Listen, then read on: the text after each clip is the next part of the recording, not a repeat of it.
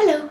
Gonna talk a little bit about life so far, what I've been thinking of. I found that reflecting was something that was a bit more akin to when recording rather than finding anything too structured. I really like the idea of just sitting here and talking naturally and then editing it as time goes on or re-recording it. But I think just turning on the camera and starting is where I'm gonna go from here. I have passed my probation period at work.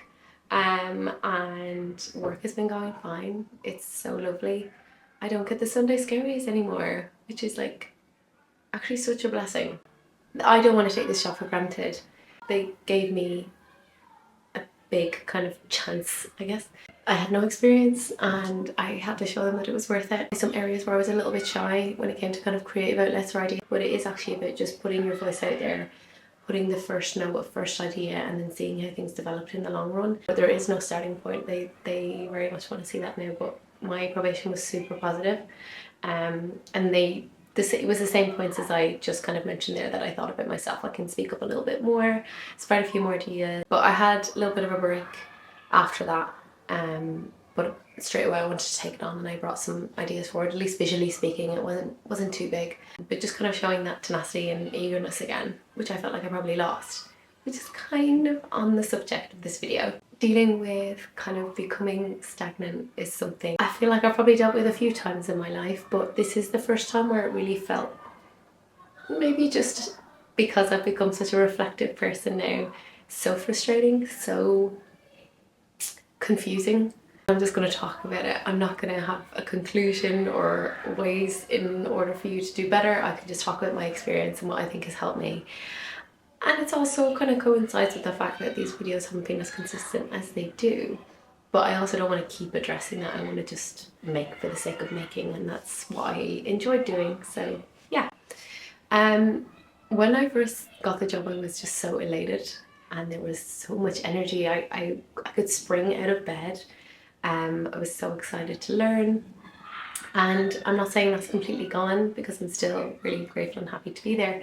But I did notice after time, when you get used to certain things just by sheer learning about your role and knowing what to do well, if there isn't that kind of flicker of something new or something exciting, kind of just leveling out. I felt like I was probably just finally feeling settled for the first time in a long time. I had spent a large amount of time trying to get away from situations that caused me unhappiness, whether it was my previous job roles, where I lived, who I was surrounding myself with. It's not to say that I was going through massive struggle for years by any means, but there was something that tended to be in the background at play that would be a bit of a drive or a push for me to either do better or change. Have little annoyances and worries day in, day out about little things, but in the grand scheme of things, I feel so secure and happy. And maybe getting to that point, I just felt like, I want to rest now. I'm still very much me at work. I'm still giving what I need to do, but I started to see that my ideas, my creativity was slowing down, and this level of comfort I was getting into, albeit frustrating in my mind and telling myself that I want to do more and I want more for myself. It's as if my body was telling me like, no, chill out, relax. But it just constantly felt like this imbalance. Well, why does my body want so much more? Why can't it just be happy with this position I'm in? And sometimes your mind can spiral. I start to worry like, oh, is this just how I'm going to live my life? Like always a little bit unhappy or always wanting a tiny bit more. And so then this negative cycle starts to eat in to who you are as an individual, gets you down, stops you even more from moving forward. You believe in yourself a little bit, then talk negatively because you haven't done whatever you wanted to do that day. You think deeply about why you haven't done what you need to do that day, which is not necessary, and you've gotten even deeper into the hole. Time, we can utilize it so much to our own advantage, but there are some things that just will take time for us as individuals, not because the project itself may take a certain amount of time, but because for you to learn in a certain way, for you to be able to grasp the concept, for you to be able to feel confident in doing something, it will just take you a bit of time. And that is also okay. I'm also constantly fighting the battle of wanting to be outside, living my life, not bogged down about work, creative output, excelling, because I said I am so happy and I feel like I should enjoy and revel in it, that to get off of all these other ideas is a part of that process. So to try and find a balance of like thoroughly just trying to enjoy where you're at, but then also push yourself and try and succeed to a place where you want to be. I'm still working on it. It'll take some time, but the fact that I can recognise that now, that it's always this kind of finite battle between really being present and doing the work, kind of tough. But I did see a quote recently that spoke about how you make the process a more enjoyable one. It can be something that can actually give you energy and give you enjoyment and accomplishment. So trying to flip the narrative is a way that I'm trying to look at it at the moment. And it got me to set up the camera today, so there's something.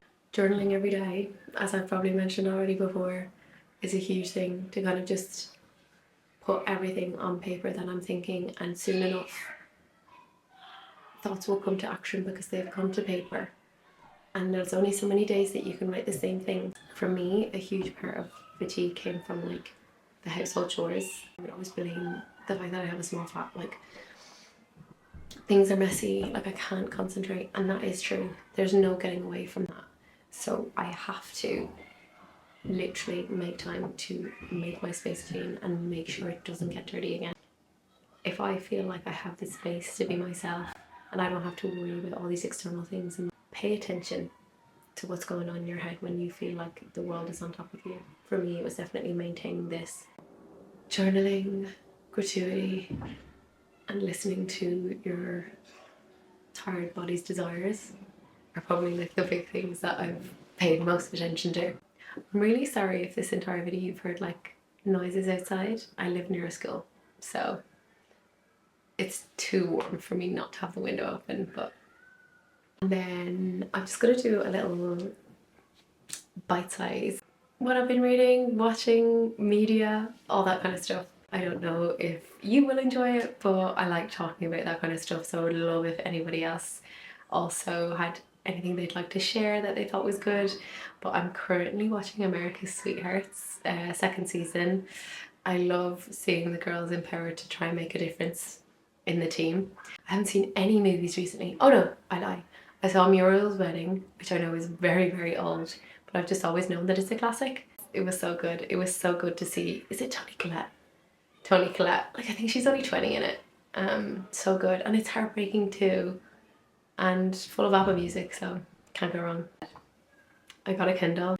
I just find myself reading so much more because it's, well, it's the size of your hand. In bed, I always found it an effort to read in bed, which I'm just making myself sound like the laziest girl possible. But this I just find 10 times easier, and I fall asleep to it so easily.